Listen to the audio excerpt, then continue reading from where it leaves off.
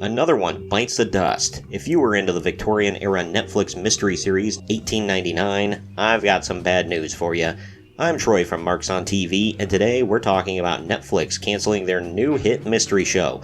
Before we begin, please like this video, subscribe to the channel, and click the bell to be notified whenever we post brand new videos. We bring you new content every single day of the week, whether it's about TV, video games, movies, and of course, pro wrestling. Now, on with the story. The link to the story on CBR.com is down in the video description. 1899 canceled by Netflix after one season. Netflix cancels the freshman series 1899, its mind-bending mystery box drama from the creators of Dark after just a single season. Netflix just nipped the mystery of 1899 in the bud before its second season hopes grew too tall.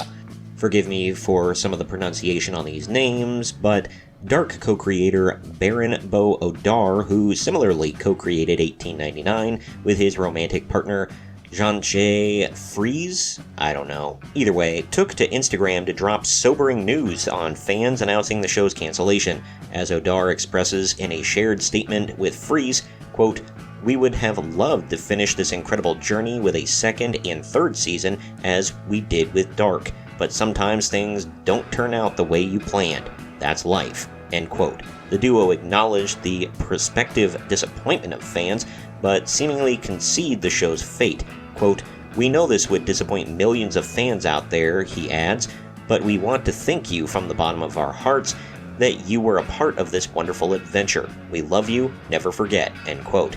1899 premiered on Netflix this past November, promoting what was, on its surface, a maritime Victorian horror tale on board the Kerberos, I think. Sorry again for the pronunciation. A doomed steam-powered passenger ship out of the UK bound for New York City. Jumping ahead a bit, why did Netflix cancel 1899? While no reason was specified for Netflix's cancellation of the series, it was clearly a lavish production.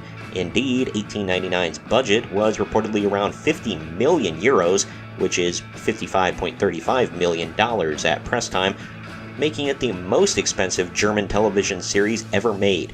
Moreover, the series' Potsdam studio production utilized the same stagecraft technology as the deep coffered Disney, with its signature stage called the Volume, for Star Wars shows such as The Mandalorian and The Book of Boba Fett. Consequently, in an era of widespread belt-tightening, 1899 needed to put in an exceptionally impressive performance on the streamer. Thus, a renewal would have been an increasingly difficult case to make after another expensive Netflix series in Wednesday dominated the streaming charts. This honestly spells doom for a lot of shows in today's world with streaming and television, even movies. I mean, WB is so in debt that they can only release like a handful of movies per year. I think they can only release like 5, maybe 6 movies in 2023, if I have that math right. Also, Netflix had their worst year in over a decade in 2022. I addressed that in my Wednesday video, which I will link at the end of this video that you can go check out. So when you have shows like Wednesday that probably had a decent-sized budget, but they're like smashing streaming records for Netflix, yeah, you're going to keep those around.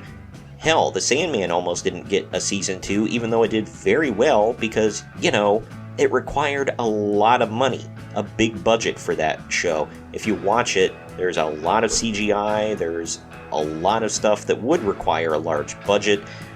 Not that they had like gigantic stars or anything that would get humongous paychecks in the show, but they did have a decent amount of well-known actors. I mean, Gwendolyn Christie, much like in Wednesday, is also in The Sandman, so that show almost didn't return, and that was beloved by fans and did pretty well on the service.